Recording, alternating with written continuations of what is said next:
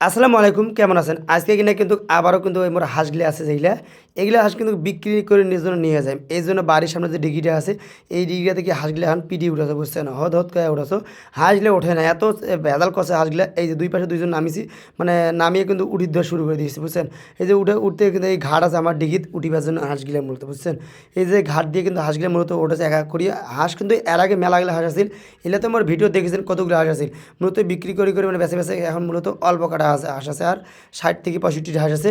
এই হাঁসগুলি এখন বাড়িতে নিয়ে এসে হালকা করে খাবার দিছো, যেহেতু খাবার দিচ্ছে এই কারণে যে আসলে হাঁসগুলো অনেক সময় ধরে থাকবে এই হাটত, মূলত ঢেলাপির হাটত। এই হাটের জন্য আমি মানে এই হাঁসগুলা বিক্রি করার জন্য কিন্তু এই মূলত হাঁসগুলো থুয়ে দিয়েছু। বেশিরভাগ সময় আমি ওই হাটটায় যাও, কেন জানে ওই হাটটা খুব ভালো লাগে, বড় হাট।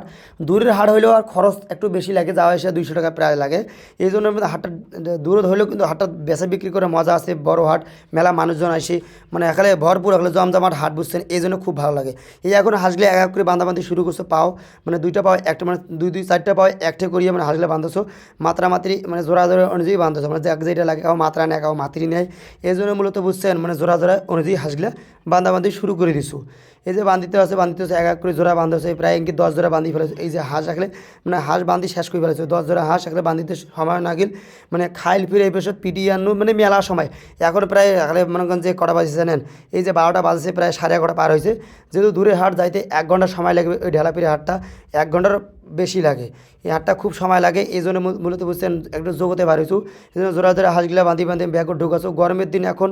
আর যদি গরমের দিনে যদি হাঁস এই মনে করেন যে হাঁসের উপর হাঁস চড়ে, মানে গা পা আঁকলে মানে মাথা কালা ঢাকা যায়, নিঃশ্বাস যদি নিবার না পারে তাহলে হাঁসগুলো তো মরে যাবে। আর একটা হাঁস মরে গেলে মানে কতগুলো টাকা লস, 400-500 টাকা লস। আর লস হলে তো মানে মেলা গেলে আছে। এই যে এর নামে 4-5 জোড়া হাঁস দিয়ে দিন ব্যাগত। আর এই যে ক্যারেট তুলানো, আর সাইকেলে মনে করেন যে এই যে সাইকেলে দেখুন ব্যাগের হাতাগুলো ঢুকিয়ে দিয়ে আমাকে এখন এই সাইকেলটা স্টার্ট দিল, বুঝছেন? আরও ফির এক জোড়া আছে এই বোতলে বানাই, এই এক জোড়া অতে ওপর বসে দিন দিয়ে যাবেন, পরে যখন অটো চরি মেলা হয়তো ওনারা ঠিকঠাক করে নিন, বুঝছেন? এই যে হাঁসগুলো মূলত ক্যারেটত নেওয়া শেষ, এখন এই সাইকেলটা স্টার্ট দিন, এই দিয়ে আমারগুলো মূলত নিয়ে যাবো এই হাটত। এই যে তার জন্য বাড়ি থেকে বেড়ে গেটটা মুখে খুলে দিয়ে পারবে, যেহেতু বাড়ির লোক সংখ্যা নাই বেশি এখন, সবাই কিন্তু বাইরে গেছে কাজে ব্যস্ত। এই জন্য ওখানে এই যে ক্যারেটটাও মুখে নিনু, এই যে ব্যাগটাও নিনু, ব্যাগ নিয়ে চলিয়ে এনু টুমটুম নম্বা একখান আস্তা ধরি, আমার আস্তা ধরিয়া এই যে ঢালাই দেওয়া আস্তা শুনু, বুঝছেন? নম্বা একখান আস্তা ধরিয়া এই আস্তা ধরিয়া নম্বা একখান আস্তা ধরি টমটম হরা করে আসিয়া এই যে আমার স্কুলে বাড়ানো। বেশিরভাগ তো বুঝাই পারতে আমি ভিডিও করলে এই যে আমার বাড়ির পেশে পাকা রাস্তা আছে, কাঁচা রাস্তা আছে, এই দুই রাস্তার মাঝখানে আমার স্কুলে বার।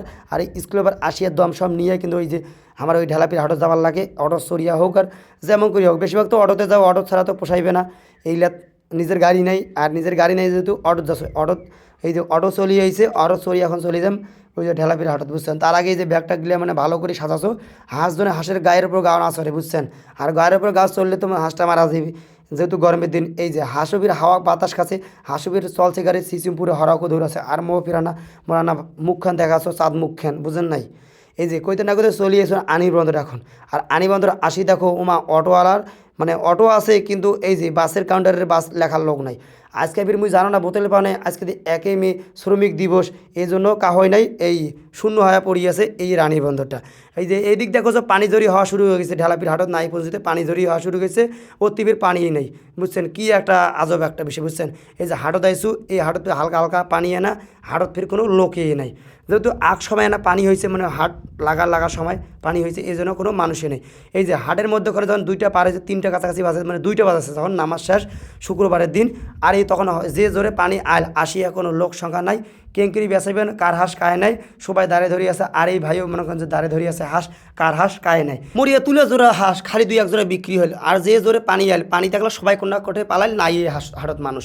এখন হাঁস তো বেচা না যায়, কী করবেন? হাঁস ধরি এখন বাড়ির রাস্তা মাপিছু, বাড়ির যা হাঁস ছাড়ি দিম, হাঁস বেড়াও।